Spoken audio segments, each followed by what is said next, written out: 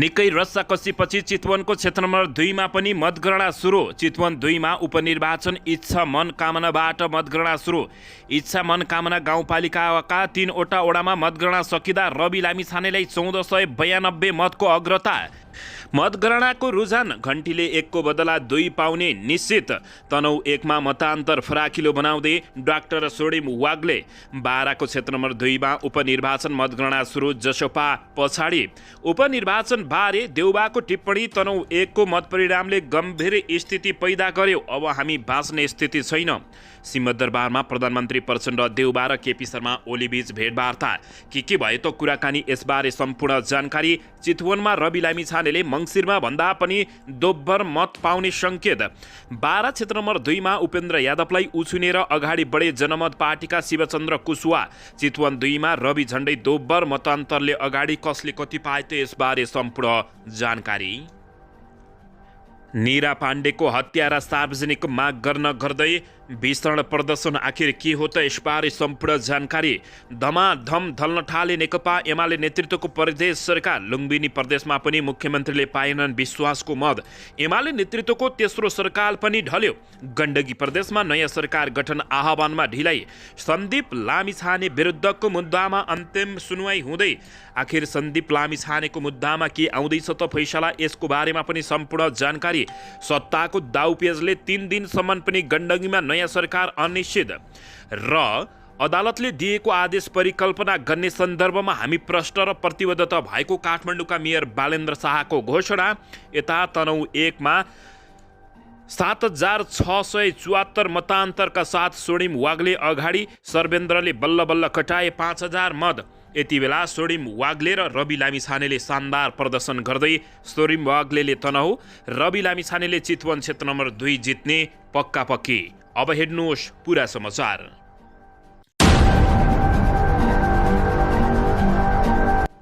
दर्शक महानुभावहरू नमस्कार। नेपाली न्युज टिभीको न्युज बुलेटिन खबरमा यहाँहरूलाई हार्दिक स्वागत छ। सदाझै आज पनि तपाईँहरूमाझ देश तथा विदेशका महत्त्वपूर्ण समाचार अपडेटका साथ उपस्थित भएका छौँ। यो भिडियोलाई दर्शक महानुभावहरू अन्तिमसम्म हेर्नुहोला। दर्शकबिन तपाईँहरूले हामीलाई कहाँदेखि हेर्दै हुनुहुन्छ, नेपाल भई जिल्ला र ठाउँको नाम लेख्नुहोला। यदि विदेशमा हुनुहुन्छ भने आफू रहेको देशको नाम पनि लेख्न नभुल्नुहोला। दर्शक महानुभावहरू यदि हाम्रो च्यानल नेपाली न्युज टिभीलाई अहिलेसम्म पनि सब्सक्राइब गर्नुभएको छैन भने सब्सक्राइब गर्नुहोला, साथै सँगै रहेको बेल आइकनलाई दबाउन पनि नभुल्नुहोला। आउनुहोस् दर्शक महानुभावहरू आजको मुख्य समाचारबाट सुरु गरौँ। दर्शकबिन अन्ततः चितवन क्षेत्र नम्बर 2 मा पनि मतगणना सुरु भएको छ। रवि लामिछानेलाई कुनै पनि हालतमा कारबाही गराउनु पर्ने नेपाली काङ्ग्रेस र नेकपा एमालेका नेताहरूको माग गरे तापनि अन्ततः चितवनमा सत्तारूढ दल गठबन्धन तथा नेकपा एमाले हार खाने पक्का पक्की भएको छ। चितवन 2 उपनिर्वाचन इच्छा मनकामनाबाट मतगणना सुरु भएपछि पूर्व गृहमन्त्री रवि लामिछानेले शानदार भोट लिएका छन्। दर्शकबिन चितवन 2 को पछिल्लो मत अपडेट प्राप्त भएको छ, जहाँ राष्ट्रिय स्वतन्त्र पार्टीका उम्मेद्वार रवि लामिछानेले निकै अग्रता र शानदार तरिकाले भोट प्राप्त गरेका छन्। अहिले इच्छा मनकामना गाउँपालिकाको मतगणना भइरहेको छ। सो गाउँपालिकाको वडा नम्बर 1, 2 र 3 को मतगणना सकिएको छ। 4 र 5 को मतगणना जारी रहेको छ। दर्शक महानुभावहरू पछिल्लो अपडेट अनुसार रवि लामिछानेले 2332 मत प्राप्त गरेका छन्। रामप्रसाद नेउपानेले नेकपा एमालेका रहेका 1427, जितनारायण श्रेष्ठ काङ्ग्रेसका रहेका 1031 मत प्राप्त गरेका छन्। दर्शक महानुभावहरू गत मङ्सिर 4 को निर्वाचनमा यो गाउँपालिकामा रवि लामिछाने अत्यन्तै न्यून मत पाएका थिए, तर यसपटक भने त्यही क्षेत्रमा उनले अग्रता लिएपछि राष्ट्रिय स्वतन्त्र पार्टीका सभापति समेत रहेका रवि लामिछानेले शानदार तरिकाले जित निकाल्ने लगभग पक्का भएको छ। मङ्सिर 4 को निर्वाचनमा चितवन 2 बाट रवि लामिछाने नै विजय भएका थिए, तर नागरिकता मुद्दामा फसाइएपछि सर्वोच्च अदालतको फैसलापछि उनको पद गुमाउन बाध्य भएका थिए। दर्शक महानुभावहरू अन्ततः 1 को बदला 3 लिने गरी राष्ट्रिय स्वतन्त्र पार्टीका सभापति रवि लामिछाने लागेपछि यति बेला जताततैबाट रवि लामिछानेको घण्टी चुनाव चिन्हमा मत परेको छ र नेपाली जनताहरूले पनि हाय हाय रवि लामिछाने भन्दै अब रवि लामिछानेको भरोसा देशलाई छाड्ने बताइसकेका छन्। दर्शकबिन यता भने राष्ट्रिय स्वतन्त्र पार्टीका अर्का दमदार उम्मेद्वार डाक्टर सोडिम वाग्लेले समेत निकै भारी मतान्तरले अगाडि बढिरहेका छन्। तनहुँ 1 को उपनिर्वाचनको जारी मतगणनामा राष्ट्रिय स्वतन्त्र पार्टीका दमदार उम्मेद्वार डाक्टर स्वर्णिम वाग्लेले 7,000 भन्दा धेरै मतान्तरले अग्रता लिएपछि यति बेला राष्ट्रिय स्वतन्त्र पार्टीका समर्थकहरूको भुइँमा खुट्टो नभएको अवस्था रहेको छ। दर्शकबिन, तनहुँ क्षेत्र नम्बर 1 को उपनिर्वाचनको जारी मतगणनामा राष्ट्रिय स्वतन्त्र पार्टीका उम्मेद्वार डाक्टर स्वर्णिम वाग्लेले 7,000 भन्दा धेरै मतान्तरले अग्रता लिएपछि अरू दल ढल्ने भएका छन्। सोमबार दिउँसो सार्वजनिक मत परिणामका अनुसार 35,033 मतगणना हुँदा स्वर्णिम वाग्लेले 17,902 मत पाएर शानदार तरिकाले घन्टी बजाउँदै अगाडि दौडिरहेका छन्। नेपाली काङ्ग्रेसका गोविन्द भट्टराईले 10,228 मत पाएका छन्। त्यस्तै नेकपा एमालेका सर्वेन्द्र खनालले 5,066 मत पाएका छन्। आइतबार रातिदेखि भइरहेको मतगणनामा राष्ट्रिय स्वतन्त्र पार्टीका उम्मेद्वार वाग्लेले सुरुवातीदेखि नै अग्रता लिएपछि अरू दलको होस हवा समेत उडेको छ। दर्शक महानुभावहरू, लगभग पक्का पक्कीमा डाक्टर स्वर्णिम वाग्लेले तनहुँ क्षेत्र नम्बर 1 मा जित्ने पक्का पक्की भएको जानकारी प्राप्त भएको छ। दर्शकबिन, चितवनमा रवि लामिछानेका समर्थकहरूले हुटिङ गरेका छन्, अत्यन्तै रमाइलो गरेका छन्। आइतबार उपनिर्वाचन भएको 3वटै निर्वाचन क्षेत्रको मतगणना जारी रहेको छ।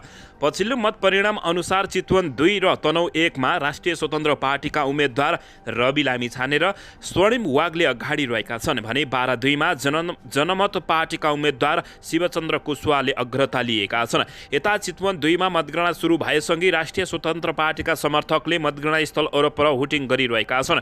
यहाँ उम्मेद्वार रवि लामिछानेका समर्थकहरूको भिड समेत लागेको छ। पछिल्लो मत परिणाम अनुसार चितवन 2 मा रवि लामिछानेले अत्यन्तै अग्रता लिएका छन्।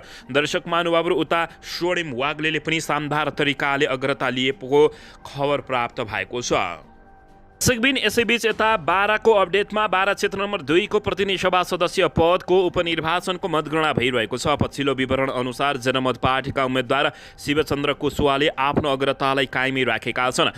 करैयामाई नगरपालिका 1, 2, 3 को सबै मतगणना भएको छ। 3,241 मतगणना गर्दा कुशवाहाले अग्रता कायमी राखेका हुन्।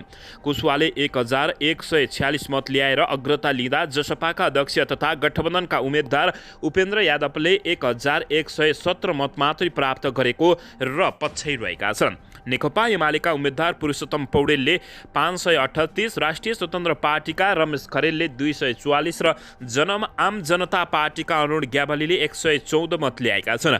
12-2 मा आइतबार सम्पन्न मतदानमा 68,886 मत खसेको छ। आइतबार 12-2 चितवन 2 र तनहुँ 1 प्रतिनिधि सभा सदस्य पदको उपनिर्वाचन भएको थियो। दर्शक महानुभावहरू, यति बेला सबै नयाँ दलहरूले पुराना दलहरूलाई दर्शक महानुभावहरू धुलो चटाइदिएका छन्।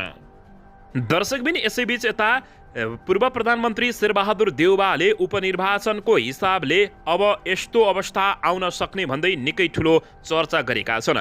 शीर्ष नेताहरूले उपनिर्वाचनबारे चर्चा गरेका हुन्। प्रधानमन्त्री तथा मन्त्री परिषद कार्यालय सिंहदरबारमा बसेको शीर्ष नेताबीचको छलफलमा उपनिर्वाचनका विषयमा चर्चा भएको छ।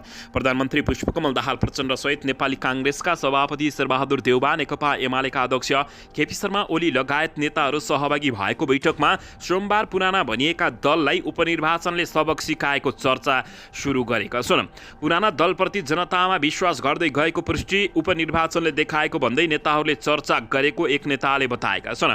सबै दलले उपनिर्वाचनबाट जनताले दिएको सन्देशलाई आत्मसात गर्नुपर्दछ। अब परम्परागत ढङ्गले चलेर हुँदैन, नयाँ ढङ्गले सोच्नुपर्ने देखियो। शीर्ष नेताबीचको चर्चाबारे एक नेताले भने, पुराना दलप्रति जनतामा त्यति विश्वास नभएको छ, जनतामा त्यति विश्वास छैन, देखिएन। अब पुराना भनिएका दलहरू सच्चिनु पर्ने देखियो। जनतामा देखिएको निराशा र नयाँ दलमा पोखिएको रूपमा शीर्ष नेताहरूले चर्चा गरेको ती नेताले बताएका छन्। उपनिर्वाचनमा तनहुँ 1 र चितवन 2 मा राष्ट्रिय स्वतन्त्र पार्टीले अग्रता तथा शानदार तरिकाले विजय हुने निश्चित भएको जानकारी प्राप्त भएको छ। उता 12-2 मा जनमत पार्टीले अग्रता लिएपछि पुराना र बुढा दलहरू यति बेला सोत्तर हुने लगभग पक्का पक्की भएको छ।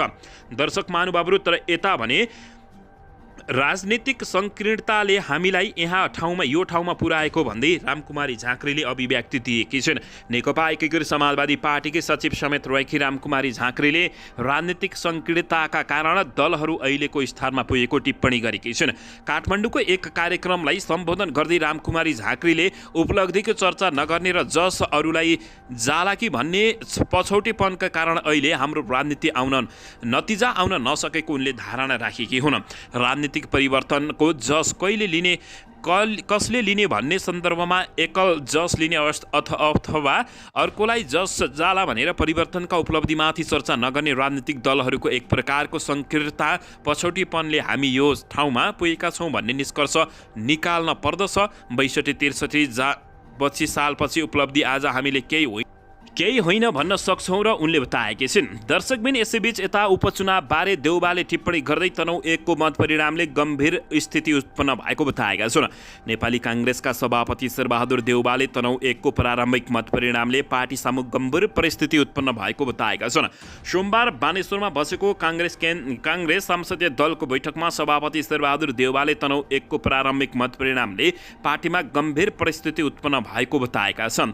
अब पार्टी एकबद्ध भएर चुनौतीको सामना गर्दै अगाडि बढ्नुपर्ने धारणा राखेको बैठकमा सहभागी सांसद घनश्याम घिमिरेले जानकारी दिएका छन्। घिमिरेका अनुसार बैठकको सुरुवातीमै धारणा राखेका देउबाले राष्ट्रपति रामचन्द्र पौडेलले चुनाव जित्दै आएको तनहुँ 1 मा काङ्ग्रेस चुनाव हार्नुपर्ने परिस्थिति आउनु चिन्ताजनकको विषय भएको बताएका थिए।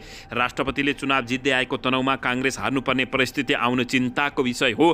काङ्ग्रेसका लागि गम्भीर परिस्थिति सिर्जना भएको छ। अब केही सोच्नुपर्ने भयो। यसमा सबै साथीहरू गम्भीर हुन आवश्यक छ, उनको भनाइरहेको छ। दर्शक महानुभावहरू, के साँच्चैकै नेकपा एमाले, नेपाली काङ्ग्रेस, नेकपा माओवादी केन्द्र लगायतका यी पुराना सबै दलहरूले साँच्चै सबक सिकेकै हुन् त? यसबारे तपाईँहरूले के भन्न चाहनुहुन्छ? अवश्य पनि प्रतिक्रिया दिन नभुल्नुहोला। दर्शकबिन, मतगणनाको रुझान हेर्ने हो भने घन्टीले 1 को बदला 2 सिट पाउने निश्चित भएको छ। 3 के होला भनेर त्यो भने धोरमर देखिएको छ।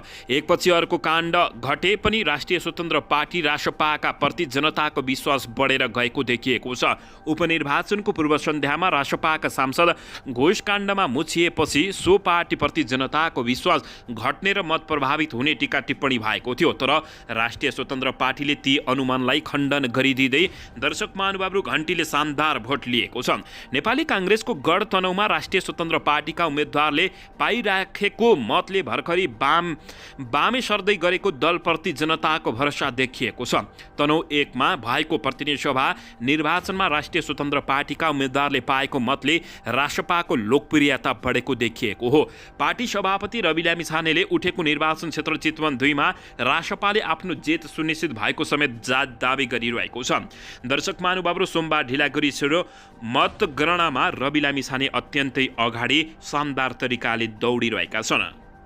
दर्शकबिन, यसैबीच चितवनमा रवि लामिछानेले मङ्सिरमा भन्दा पनि धेरै मत पाउने सङ्केत देखिएको छ। चितवन 2 बाट सांसदका लागि उम्मेद्वार बनेका राष्ट्रिय स्वतन्त्र पार्टीका सभापति रवि लामिछानेले यो उपनिर्वाचनमा मङ्सिरमा भएको निर्वाचनमा भन्दा पनि धेरै मत पाउन सक्ने सङ्केत देखिएको छ।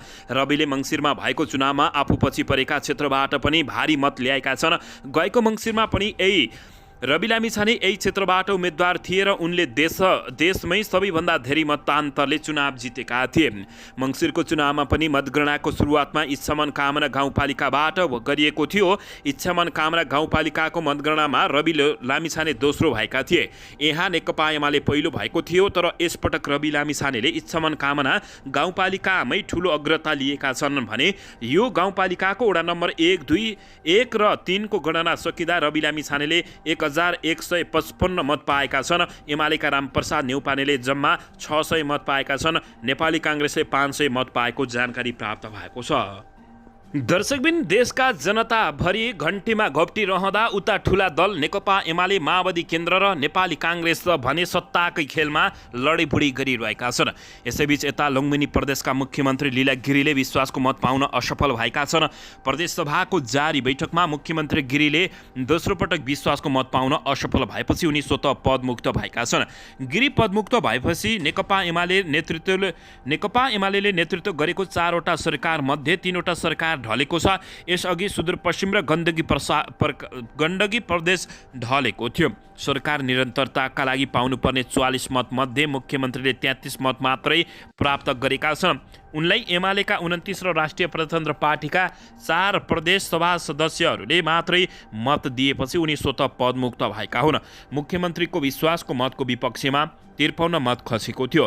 प्रदेश सभामा 87 जना रहेका छन् सांसदहरू भने नेकपा माओवादी केन्द्रले यसअघि दिएको समर्थन फिर्ता लिएपछि मुख्यमन्त्री गिरीले विश्वासको मत मागेका हुन्। उनले नेपालको संविधानको धारा 188 को उपधारा 2 बमोजिम पुनः विश्वासको मत मागेका हुन्। दर्शकबिन, यसैबीच प्रदेश सभा बैठकमा विश्व सम्बोधन गर्दै उनले संघीयता कार्यान्वयनको लागि आफ्नो नेतृत्व सरकारले थप आधार तयार गर्ने सफल भएको दावी गरेका थिए। यो 100 दिनको अवधिमा मेरो नेतृत्वमा लुम्बिनी प्रदेश सरकारले केही महत्त्वपूर्ण उपलब्धिहरू हासिल गरेको छ र थप आधारहरू पनि निर्माण गरेको बताएका छन्। विश्वासको मत माग्दै उनले भनेका थिए, समृद्ध प्रदेश, आत्मनिर्भर लुम्बिनीको मूल उद्देश्य पूरा गरी दिगो विकास लक्ष्य हासिल गर्ने लुम्बिनी प्रदेश सरकारले निजी क्षेत्र, सहकारी, सामुदायिक र विकास साझेदारसँग सदृढ सम्बन्ध र सहकार्य थालनी गरेको समेत उनले बताएका हुन्। दर्शकबिन, यसैबीच पछिल्लो ताजा मत परिणाम अनुसार तनहुँ 1 मा सडिम वाग्लेले 17,000 मत कटाएका छन् भने भट्टराईले जम्मा 10,000 मत कटाएका हुन्। प्रतिनिधि सभा सदस्य उपनिर्वाचन अन्तर्गत तनहुँ 1 मा राष्ट्रिय स्वतन्त्र पार्टी रासपाका उम्मेद्वार डाक्टर सडिम वाग्लेले अग्रता कायमी राखेका छन्। झन्डै 33,000 मतगणना हुँदा वाग्लेले 17,902 मत प्राप्त गर्दै अग्रस्थानमा रहेका छन् भने उनका निकटतम प्रतिस्पर्धी नेपाली काङ्ग्रेसका उम्मेद्वार गोविन्द भट्टराई 10,000 मत कटाएका छन्। उनले 10,228 मतका साथ उनलाई पछ्याइरहेका छन्। वाग्ले र भट्टराई बीचको मतान्तर 7,674 पुगेको छ। तेस्रो स्थानमा रहेका नेकपा एमाले उम्मेद्वार सर्वेन्द्र खनालले 5,866 मत प्राप्त गरेको जानकारी प्राप्त भएको छ। दर्शकबिन, यसैबीच आउनुहोस् अर्को समाचारतर्फ लागौँ। देश चुनावमय बनिरहेको अवस्थामा सांसदका 3 ठूला दलहरू नेकपा एमाले, नेपाली काङ्ग्रेस र नेकपा माओवादी केन्द्रको भागभण्डा मिलेको छ। नेकपा एमाले सांसदका 3 वटा समितिको नेतृत्व पाउने भएको छ।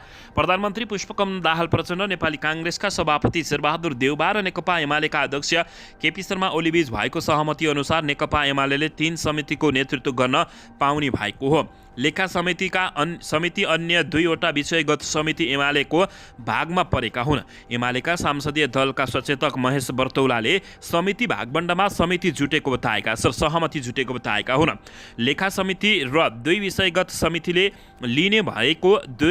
लिने भएको छ भने यस्तै सांसदको अबको बैठकबाट संवैधानिक परिषद सम्बन्धीको विधेयक पारित गर्ने पनि सहमति जुटेको छ। संवैधानिक परिषद सम्बन्धी सहमति जुट्न नसक्दा प्रधान न्यायाधीश सिफारिसको निर्णय हुन सकेको छैन। एमाले संवैधानिक परिषदलाई देखाएर सांसदीय समितिमा बार्गेनिङ गरिरहेको थियो। दर्शक महानुभावहरू, यी नेताहरूको बार्गेनिङ कहिलेसम्म चल्ला? तपाईहरूले के भन्न चाहनुहुन्छ? अवश्य पनि प्रतिक्रिया दिन नभुल्नुहोला। साँच्चीकै अब 5 वर्षसम्म यी नेताहरूको यस्तै बार्गेनिङ चल्ला या देशमा जनता अब उर्लिएला या के होला? दर्शक महानुभावहरू, नेपालका जनताले कहिले विकासको मुहार देख्न पाउलान्? यसबारे पनि तपाईहरूले अवश्य पनि बोल्नुपर्छ। दर्शकबिन, यसैबीच आउनुहोस् अर्को समाचारतर्फ लागौँ। काठमाडौँ महानगरपालिकाका मेयर बालेन्द्र शाहले सिंहदरबार, बालुवाटा र शीतल निवासमा जम्मा भएको फोहोर उठ्न सर्वोच्च अदालतले दिएको आदेश पालना गर्न महानगरपालिका प्रतिबद्ध रहेको बताएका छन्। सङ्घीय सरकारले सहयोग नगरेको भन्दै केही दिनबाट उक्त स्थानहरूको फोहोर उठाइएको छैन। फोहोर व्यवस्थापन गर्ने दायित्व स्थानीय सरकारको रहे पनि मेयर बालेन्द्र शाहले आदेशले उक्त क्षेत्रको फोहोर उठाइएको छैन।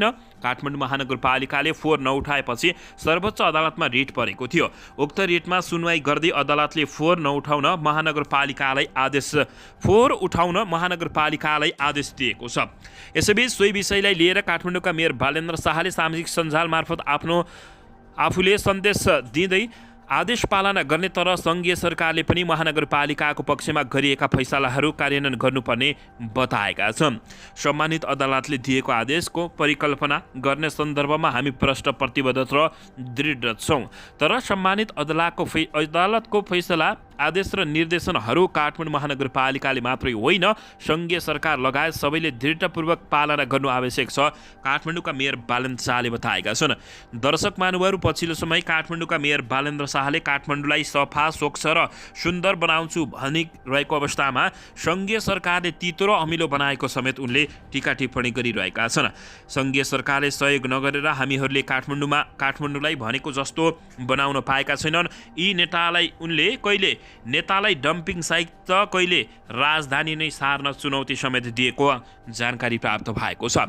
दर्शक महानुभावहरू, यसैबीच यता सत्ताको दाउपेचले 3 दिनदेखि सम्म पनि गण्डकीमा नयाँ सरकार अनिश्चित भएको छ। यसबारे तपाईँहरूले के भन्न चाहनुहुन्छ? प्रतिक्रिया दिन नभुल्नुहोला। दर्शकबिन, यसैबीच यता सन्दीप लामिछाने विरुद्धको मुद्दामा अन्तिम सुनवाई जारी रहेको छ। बलात्कार आरोप लागेका क्रिकेटर सन्दीप लामिछाने विरुद्धको मुद्दामा जिल्ला अदालत काठमाडौँमा सोमबार अन्तिम सुनवाई जारी रहेको छ। न्यायाधीश दीपक ढकालको इजलासमा मुद्दाको सुनवाई भइरहेको हो। उनी विरुद्ध 17 वर्षीय किशोरीले प्रहरी वीरत गौशालामा 2079 साल भदौ 21 मा बलात्कारको आरोप जारी दिएकी थिइन्। सन्दीप लामिछानेले असोज 20 मा जिल्ला अदालतको आदेशबाट पूर्वपक्षका लागि थुनामा गएका थिए। सन्दीप लामिछाने 28 पुसमा अदालतको आदेशबाट 20 लाख धरोटीमा सशर्त सहित रिहा भएका हुन्। उच्च अदालतको आदेश विरुद्ध सन्दीप लामिछानेको निवेदनमा फागुन 15 मा सर्वोच्च अदालतले उनलाई विदेश जान अनुमति दिएको थियो भने विदेश जाने अनुमतिसँगै सर्वोच्च अदालतले उनको मुद्दा फास्ट ट्र्याकबाट किनारा लगाउन आदेश दिएको हो।